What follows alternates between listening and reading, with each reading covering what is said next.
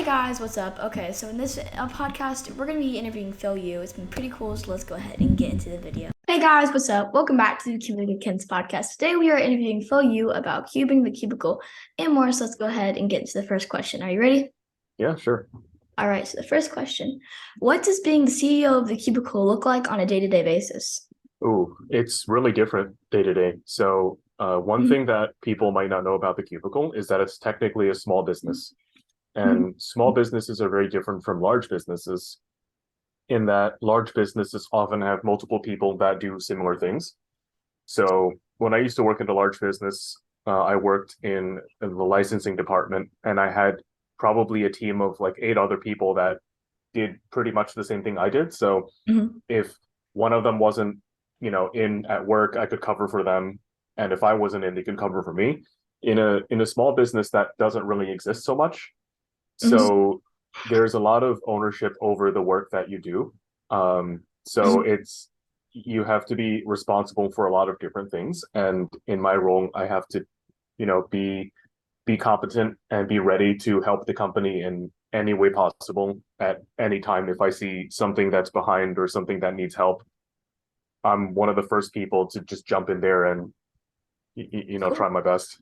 That's cool. That's actually really impressive. All right, so now for the second question. Thank you for answering that. The Cubicle has an extremely large platform on YouTube and other platforms. On YouTube, the Cubicle produces extremely high quality videos. In the office, does this feel like more of like another part of the business, or does it feel like kind of like another aspect of cubing life? Both. So it's you can't say it's not part of the business because we use Mhm. business resources Yeah. to explain all these cubes, make all these pieces of content. But I think sharing your opinions on cubes, doing reviews, unboxings, and showing your averages, all that stuff, that's a typical lifestyle choice for a lot of Mhm. cubers. That's just part of normal cuber behavior. And I guess the reason I said both is we're normal cubers that behave like cubers. And coincidentally, that's what the business wants anyways. So we're Mhm. just very active making content. That's cool. That's actually like I feel like when you watch a Cubicle video, it's really high quality, which is really cool that like y'all are like a store, but it's also like a video like high quality YouTube channel. But yeah. Yeah, we're real cubers. So sometimes if you see other stores, it seems like they're a store and Yeah, they're showing you cubes. Like we try to behave like actual cubers. that's cool. Yeah. That's actually really awesome. All right, so now for the third question. The Mhm. ZZ method is a method that is not considered as big as like Roo or CFOP by the Cuban community. However, you still choose to main it as like your speed solving method. Can you tell us about that and why you've made that decision? Okay, well, that decision, that was actually not one decision. That's a series of decisions, right? So first, it was a decision to even use the method, and at first, no one was using the method. So you couldn't really say, oh, it's not as big as Roo or CFOP because it just didn't exist. So it didn't have very much documented success. So I just didn't want to learn OLL. So I was like, okay, let's avoid that. Um, and I just wanted to be different, and it seemed good for one-handed. I think those are like the main reasons I chose to do that. That's And cool. when you've used the method for so many years, you kind of like your brain starts thinking about the cube in the context of the method. Hmm. So, after so many years, like I do CPUP. Like I think like maybe 20% of my solves are CPUP. Hmm. But I'm not as good with it because I don't know my OLL very well. And some pairs you don't encounter in ZZ, you see in CPUP. Hmm. But I think it's just at this point, it's mostly habit. Yeah, that probably is like really helpful. That's really cool though. Mhm. Now for the fourth question. Recently, the WCA has made their visions clear that they would like to work toward cubing becoming a sport. Do you feel like this is the right decision, and how do you think this decision will impact speed cubing as a whole? So that's a very difficult question to answer because the definition of sport is very open-ended. Hmm. So it's there are a lot of cool things about sports, Yeah. right? Like you have teams, maybe you have like your favorite athletes, you have more money, you have all Mhm. sorts of really cool opportunities, and it makes cubers, it helps them feel like they're a part of something massive and global and Yeah. competitive and fun. But sports, it also has a lot of very dark sides, right? Yeah. Like Yeah. there's like For sure. drug testing. You have Yeah. to bother people with that. You have, if there's more money, you have to pay more attention to people cheating. There are some Yeah. ethical concerns. Mental health is a big problem. Like if you get too competitive, sometimes people will feel uncomfortable because of the pressure. And Yeah. then when there's more money, there's also betting. Like there's a lot of sports Yeah. that after being professionalized, people are gambling over results. And Hmm. there's a lot of danger with being a sport. Yeah. So I hope that if we do go that direction, we be smart and we take it slow and we think about what's good for all cubers and not necessarily like a certain set of cubers.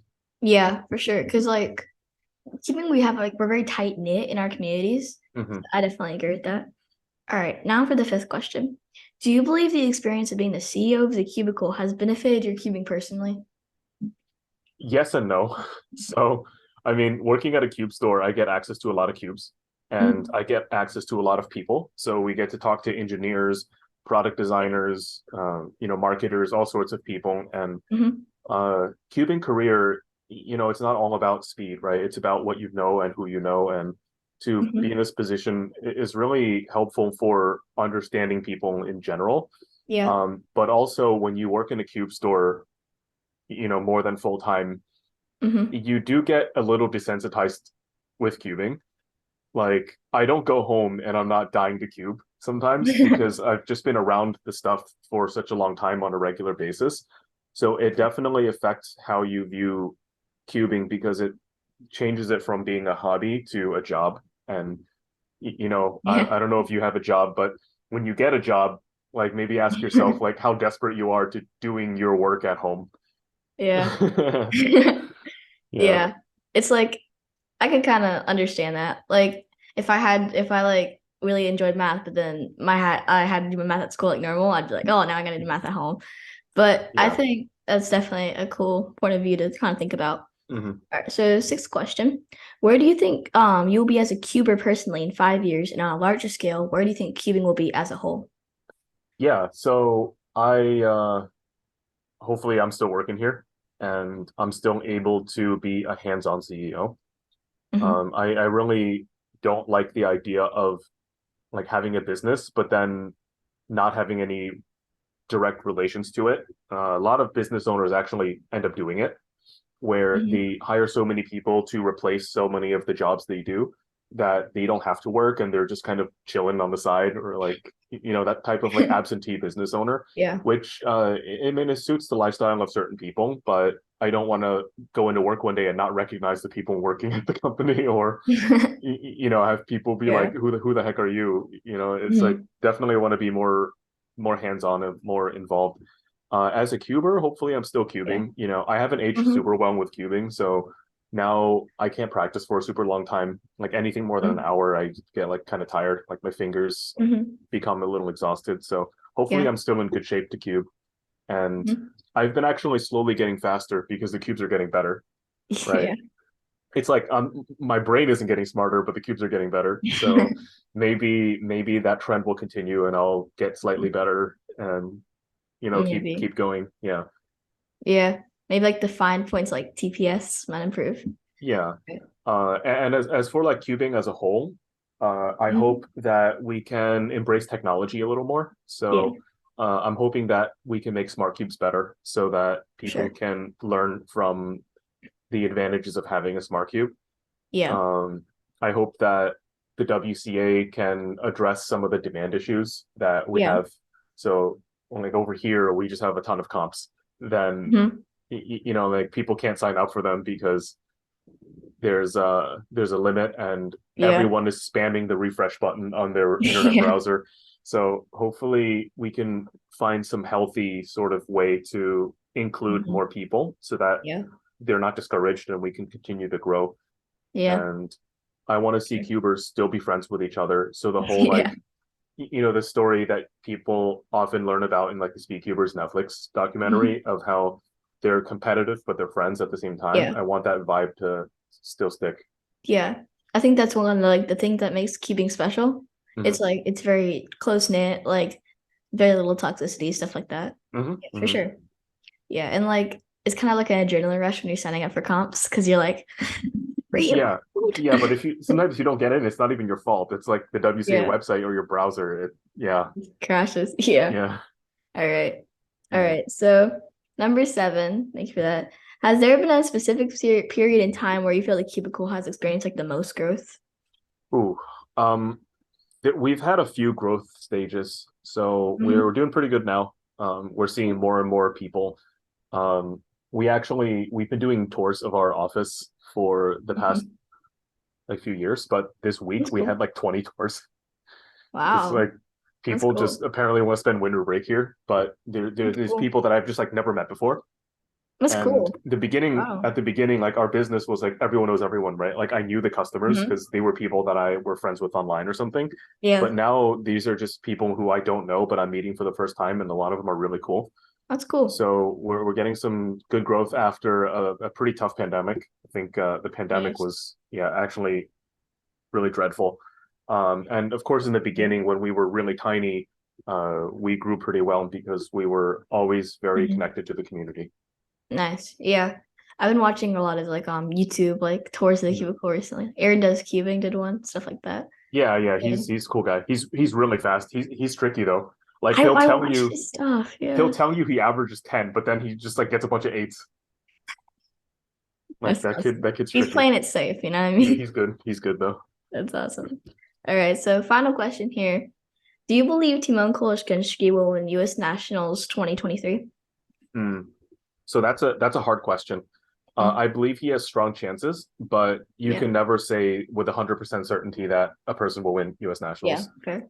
Um, but yeah, I do believe he's one of the favored people if he chooses to go. Yeah.